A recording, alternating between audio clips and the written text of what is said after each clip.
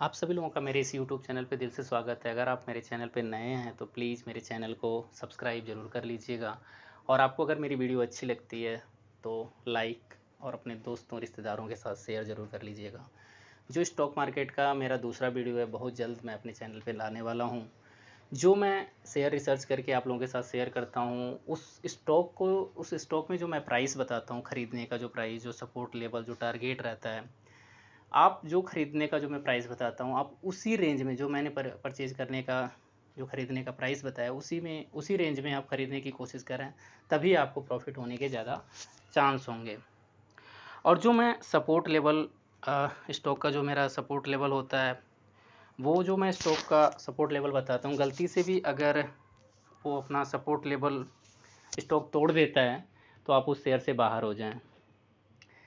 Trading swing trading के लिए मैं आपको स्टॉक रिसर्च करके बताता हूँ, आप लोगों के साथ शेयर करता हूँ। तो उसमें आपका जो नज़रिया होता है, 1 हफ्ते से लेके 1 महीने भी हो सकता है, 2 महीने भी हो सकता है, 1 साल का भी हो सकता है। आपका जो प्रॉफ़िट है, जो मैं टारगेट बताता हूँ, उस टारगेट तक का भी वेट कर सकते हैं, या 5%, 10%, 15%, 20%, 30%, जो भी आपको प्रॉफ़िट चाहिए, आप उस तक वेट कर सकते हैं। थोड़ा टाइम लगेगा, आप ज़्यादा प्रॉफ़िट की अगर आपको ज़रूरत होगी तो। कभी कभी तो ऐसा होता है, एक दिन में भी आपको 5-10% प्रॉफिट देखने को मिल जाता है, 15-15% प्रॉफिट देखने को मिल जाता है। तो आपको एक ट्रेडिंग की तरह, जैसे कि एक व्यापारी होता है और वो कोई सामान खरीद के लेकर आता है और उसको बेचता है, प्रॉफिट कमाता है, तो इसी तरह से आप स्विंग ट्रेडिंग भी करते हैं। एक तरह से आपका एक बिजनेस है वो। आप अपना बिजनेस 5,000 से भी स्टार्ट कर सकते हैं, 2,000 से भी कर सकते हैं, और 50,000, लाख रुपए, 2 लाख, 50 लाख, जितनी आपकी कैपेसिटी है उसके हिसाब से अपना इन्वेस्ट कर सकते हैं ट्रेडिंग में। इसके लिए आपको डीमैट अकाउंट की ज़रूरत पड़ेगी, जो मैं डिस्क्रिप्शन में उसका लिंक दे दूँगा। आप उस पर क्लिक करके अपना डीमैट अकाउंट ज़ीरोधा में खुलवा सकते हैं। आइए बात कर लेते हैं आज का जो टॉपिक है।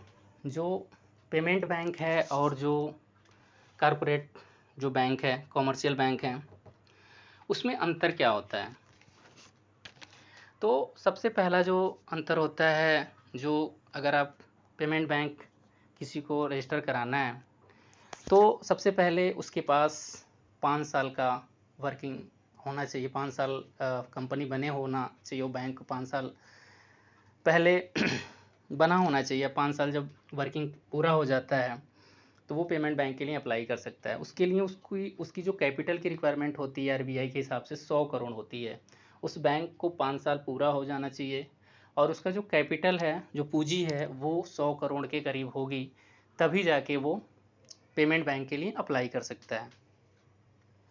दूसरा जो बैंक होता है, उसमें भी सेम कंडीशन होती है, उसको भी 5 साल पूरा होना चाहिए, उसका भी 5 साल बैंक बने पूरा हो जाना चाहिए, और उसका जो कैपिटल होना चाहिए वो 500 करोड़ के करीब होना चाहिए, तब वो अपना कॉमर्शियल बैंक, कॉरपोरेट बैंक के लिए अप्लाई कर सकता है। ये आरबीआई का गाइडलाइन है। दूसरा जो पेमेंट बैंक है, उसमें जो अकाउंट्स खुलते हैं, सेविंग अकाउंट, करंट अकाउंट जो खुलते हैं, उसकी जो लिमिट होती है वो होती है 1 लाख रुपए तक। आप उसमें 1 लाख रुपए तक का ही पैसा जमा कर सकते हैं। दूसरा जो बैंक होते हैं, कॉरपोरेट बैंक, जो कॉमर्शियल बैंक होते हैं, उसमें आपकी कोई लिमिट नहीं है, आप जितना चाहें उतना पैसा आप जमा कर सकते हैं। दूसरा जो पेमेंट बैंक होता है, वो आपका लोन नहीं दे सकता, और जो कॉमर्शियल बैंक होते हैं वो आपको लोन प्रोवाइड कर सकते हैं। तीसरा जो पेमेंट बैंक होता है, जो विदेशी लोग होते हैं, एनआरआई होते हैं, उनका पैसा, उनका खाता खोल के पैसा डिपॉजिट नहीं कर सकता। जो कॉरपोरेट बैंक होते हैं, जो कॉमर्शियल बैंक होते हैं, वो विदेशी कोई बंदा है, अगर वो खाता खुलवा के अपना पैसा रखना चाहता है तो रख सकता है। और जो पेमेंट बैंक होते हैं, वो जो आपका पैसा जमा होता है पेमेंट बैंक में, उसका जो 75% डिपॉजिट, जितना टोटल डिपॉजिट होता है उसका जो 75% है, वो पैसा गवर्नमेंट सिक्योरिटी में जमा करना पड़ता है पेमेंट बैंक को। और जो कॉरपोरेट बैंक हैं, उसमें वो जो इनकम करते हैं, वो आपका जो लोन बांटते हैं उस पे जो ब्याज उनको रिसीव होती है, वहाँ से उनकी इनकम होती है। और जो पेमेंट बैंक है, जो गवर्नमेंट सिक्योरिटी में इन्वेस्ट करता है आपका डिपॉजिट, वहाँ से उनको इंटरेस्ट मिलता है। बाकी जो इनके चार्जेज होते हैं वहाँ से उनकी इनकम होती है। जो पेमेंट बैंक में अगर टॉप पे देखें तो सबसे बड़ा जो पेमेंट बैंक है वो है एयरटेल पेमेंट बैंक। और दूसरा जो है अपना पेटीएम, एयरटेल पेमेंट बैंक सबसे बड़ा है जो पेमेंट बैंक में, और दूसरा जो है पेटीएम पेमेंट बैंक है, और तीसरा है Fino payment bank, Fino payment bank.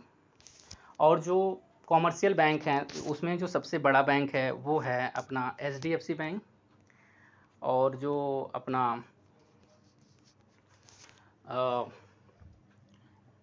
Government जो कॉमर्शियल बैंक है उसमें एसबीआई गवर्नमेंट में सबसे बड़ा बैंक है।